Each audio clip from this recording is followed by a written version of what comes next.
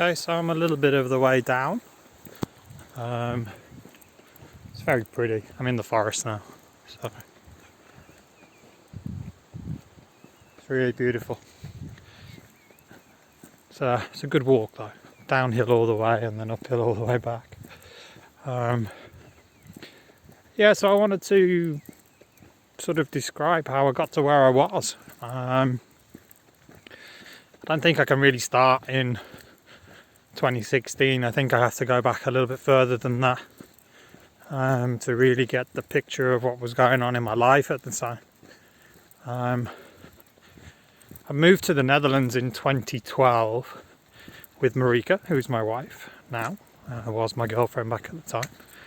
There's going to be a few cars come past me, I think, as I'm walking down here, so hopefully they're not too loud on the video.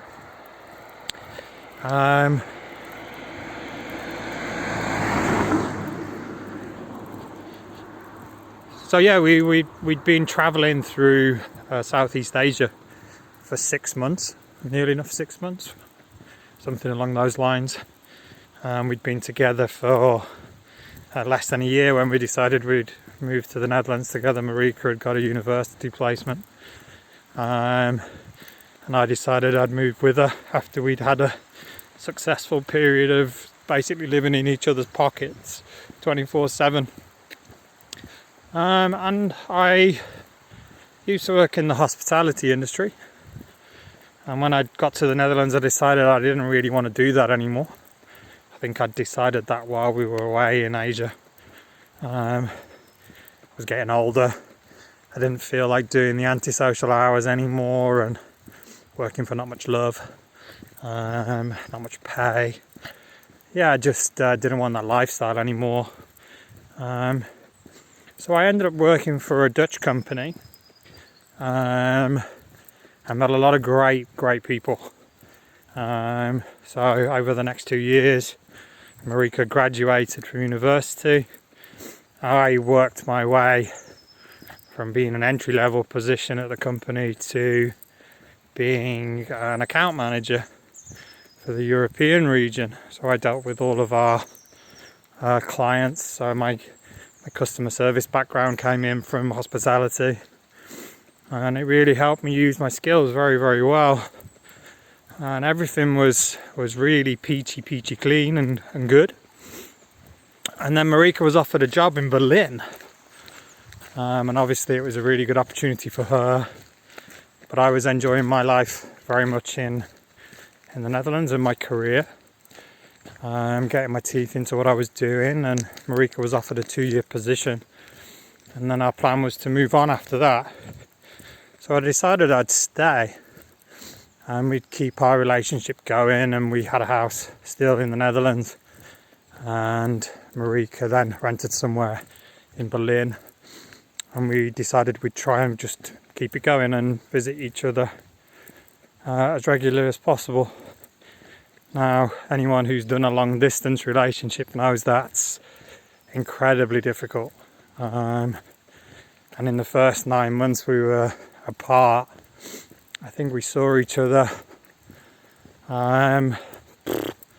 maybe 3 or 4 times. And that's just not enough, really. So I spoke with the managers at my team, my company, and they decided that I could work 2 weeks remotely and 2 weeks in the Netherlands, which was great. I got to do a lot of traveling backwards and forwards, which wasn't so great, but they were very flexible, and it's something I greatly appreciated.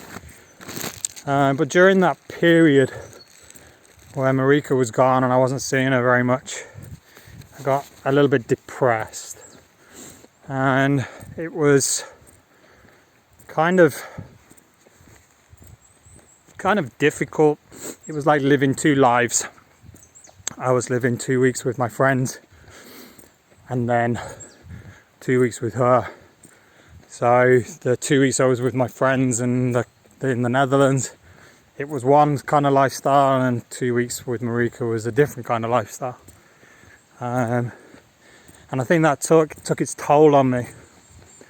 And I gradually started slipping. I think first I was very depressed, but then I was slipping into some old bad habits that I'd always had. And come to learn that I used to use those as a crutch, and I can't excuse all of my past bad behaviour on my bipolar, but there's great parts of it that are influenced by being bipolar, my life and my decisions. And basically I used to drink a lot. I took way too many drugs at certain points in my life. I was very loose with money, also with my morals when it came to women. So all of those things kind of started to come back and creep into my life. And also work was pressured. There was a lot of pressure.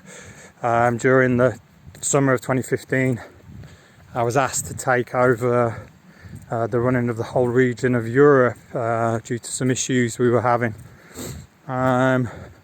Which put a bit more pressure on, but it didn't feel like nothing I couldn't handle, and I actually felt like I was doing a great job. And I think that was coming along with sort of high that I was starting to experience towards the end of 2015. And then things just got a little bit out of hand, and my mind was getting a bit ahead of me. I felt like I was running faster than I could keep up with my mind.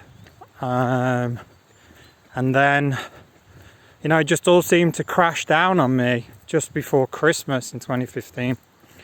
And I spoke to my then manager, who was now just a really great friend, and he'd become a great friend at the time. And I also spoke with Marika, and I kind of figured it was just that I needed a break, I needed a holiday. But I was having the kind of feelings that I'd had in the past, where I was just going to jack everything in and just disappear and explode my life and pull it all together, which is what I'd done in the past. So I took some time off over Christmas, about 2 weeks, and I decided that in the new year I was going to stop drinking and quit smoking.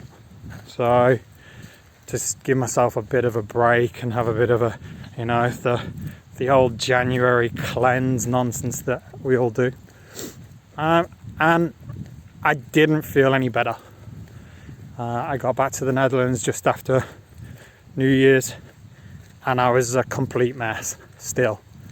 My mind was just in pieces. Just before Christmas, I'd had a huge argument with my parents, and we weren't talking. I told them I didn't want them in my life anymore. I'd overreacted to something that had happened, in typical me fashion when I was in that kind of mood. So I was sat speaking to Hans on the phone, and he just turned around and told me, he was like, look, you're not right. Your head's really not in it at all. You're not the person I've known for nearly 3 years, or getting on for 4 by then, maybe, I think. No, 3.5. And he said to me, just go and see the doctor. And I'd never had anyone say that to me, not so bluntly. Marika said the same. She told me that I was really in a bad place and I wasn't the person she wanted. I wasn't the person she'd been with. And when two people you really care and trust tell you that you're a mess, then I think it's pretty hard to ignore. And yeah, it was blunt, and nobody had been that blunt with me ever. And I think a lot of that comes down to the difference in in attitude towards mental illness in the Netherlands. And I think I was very lucky that I was around the right people at the right time for them to tell me. And I made a phone call. I spoke to my practitioner, my GP, and he made an appointment with me to go and see him. And I remember just walking into the doctor's appointment, not really knowing what I was going to say, and being British and having been brought up as I was, discussing my feelings with the doctor and telling them that I was a broken person basically and how I was feeling inside. I didn't know what to say, but I walked in, I sat down, and he just asked me, "How are you? And what's the problem?" And I cried, and I cried, and I told him I just was lost and I didn't know what I was doing. I couldn't cope with myself. And I expressed some things that, about self-harm that I'd done in the past and how I was feeling about that right at that point. I don't think I was on the verge of being suicidal at that point, but I was in a pretty dark place, and I always have self-harmed at several points in my life, and it's a scary thought to have in your head in that regard. And he sat there and said, right, here's a letter. I'm going to send you to the psychologist, and I want you to call this number today. So I went back to the office at work, and I sat down, and Larissa, who is or was the management assistant or HR director even by the time she left, said to me, do you need my help? And she comforted me a little bit. I called the psychologists. They told me to come immediately. And I went, and I had induction on that same day. Now, that to me was beyond expectation. And if I speak to people and tell them that, then I know it doesn't happen like that for everybody. And I think I was super, super lucky. That I was, as I say, in the right place, the right time, right people around me. And I think I'd hit the right point in my life as well. That there was a lot in my life that I didn't think I wanted to lose. And previously, I think every time it had happened to me, I'd had sort of depression and manic phases that I didn't care.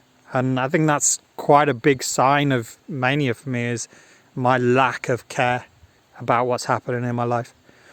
And, touch wood behind me, this bench. I haven't had a full-blown mania attack since the end of 2016. And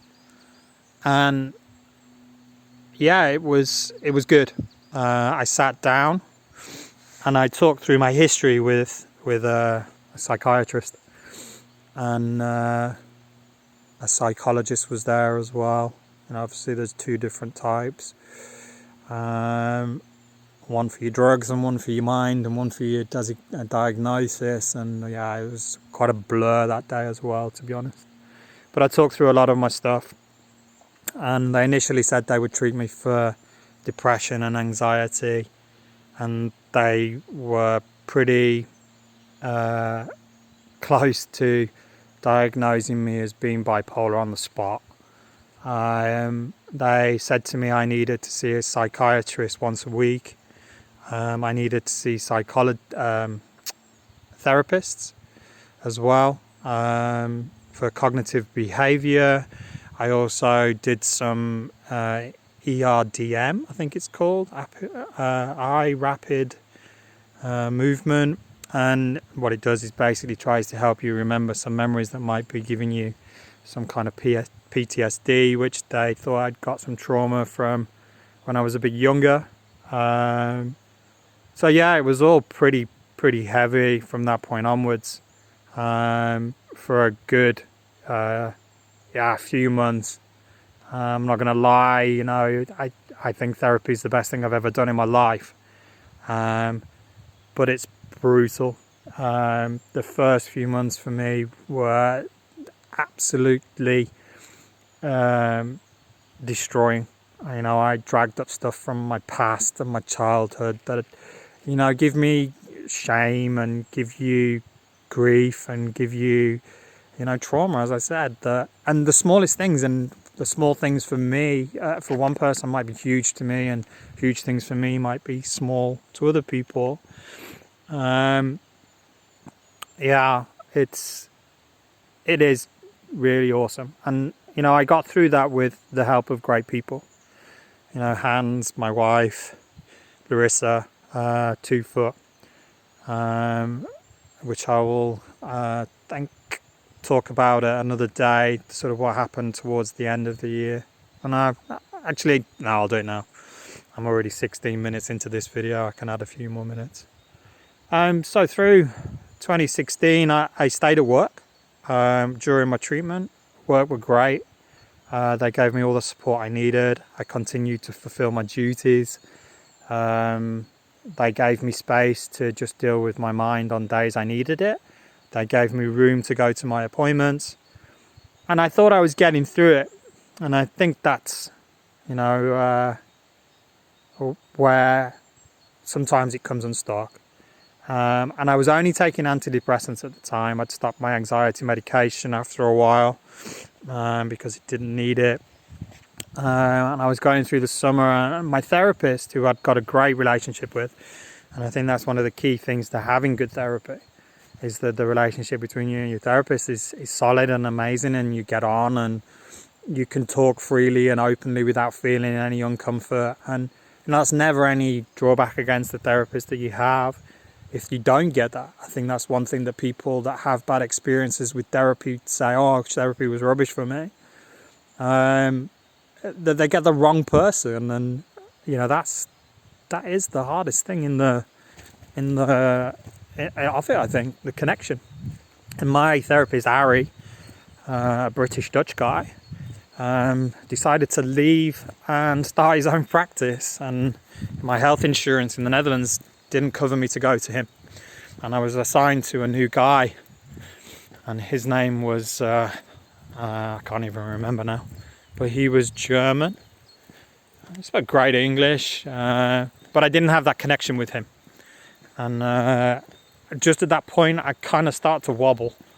Bipolar can have quite a seasonal attachment to it. You know, as the seasons change, people's moods change, and that's everybody. And if you're bipolar, you know, your extremes are more extremes than other people's, and that's basically what it is. Everybody mood swings. People with bipolar just swing harder and do more damage when they do. So towards the end of the summer, I was really getting ahead of myself again. I felt like I was doing well at work. Mind starts racing a little bit. I start feeling angry about stuff and easily irritated. Maybe becoming a bit impulsive. And it was the end of the summer, beginning of autumn. No, it was October time. We went away and played golf in Portugal, so I had a holiday. And this is quite normal for people with mental illnesses to have a bit of a breakdown after a holiday. I went away and played golf with the BT group, or the BC group, as whatever we are now. I can't even remember. And we went to Portugal, had an amazing time, and came back to work, and you know, things just didn't feel right for me again, and I felt all over the place after having a break. I'd felt a little bit bothered while I was on my holiday by work. People kept calling me and asking me things even though I was on holiday, which is super annoying, you know, as anybody, and it shouldn't happen. You know, I'd left them with everything they needed, or thought I had. Maybe I hadn't. And I just started to edge towards flipping out. Something happened, and not even a big thing, and I sent an email to Hans without saying anything to anyone or thinking it through, or talking to Marika or anything, and tried to quit my job just out of nowhere. I then was on the verge of packing my bag in my house in Berlin, and I had my passport, I had money enough, and I was going to the airport to just fly off and disappear. And it turns out I was really in the midst of being manic. All my logical senses were gone. I just wanted to be super impulsive, and just became really difficult to deal with. I was going so high up in my thoughts, and I had a lot of energy. I wasn't sleeping properly, but I was tired, emotionally tired. And at that point, it is very much for me flight or, give in. So the feeling of wanting to go and pack my bag and disappear and get away from everything, which is what I'd always done, was so strong. But I also felt like I wanted to end it.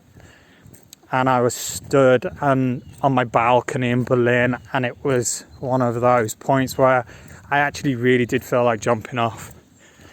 And yeah, it's super scary because, when I backed off that feeling and I called my therapists and my psychologists on a special line and told them how I was feeling, that's when you find out that people with bipolar tend to be more suicidal than most other people, because we can sometimes get the drive off the back of being depressed to actually follow through with that,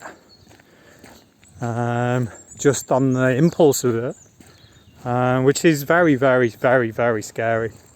And again, I was thinking about stabbing stuff into my arms, and it was very, very awful. Marika had a super tough time of dealing with me at that point. And that's when, you really know who your besties are. I needed someone to come and babysit me, basically.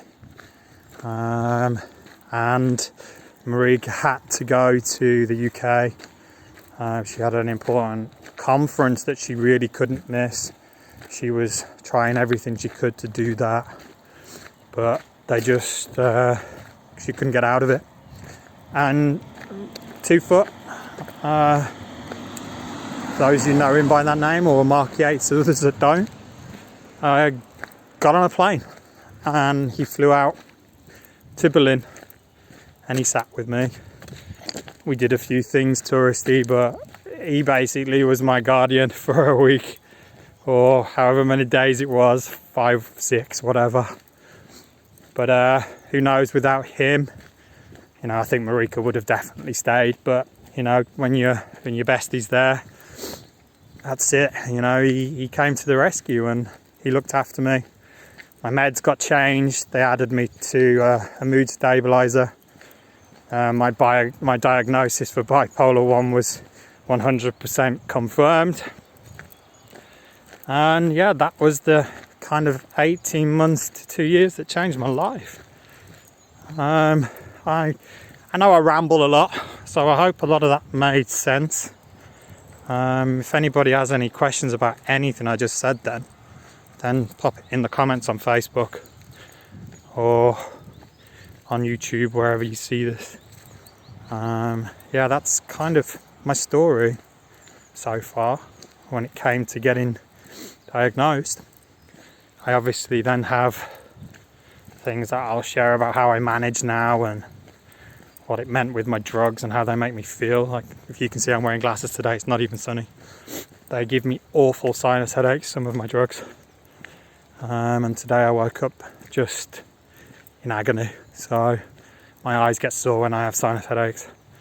A bit of fresh air and came outside. So yeah, that's my little story for today. Not so little, 25 minutes. Probably hope that helps some people understand. Sorry about the shitty camera work as well, but you know, walking and talking is not easy. And yeah, carry on with my sit-ups as well and the challenge. And weigh-in day is Wednesday, so hopefully see some improvement in not being such a fatty. Catch you all later.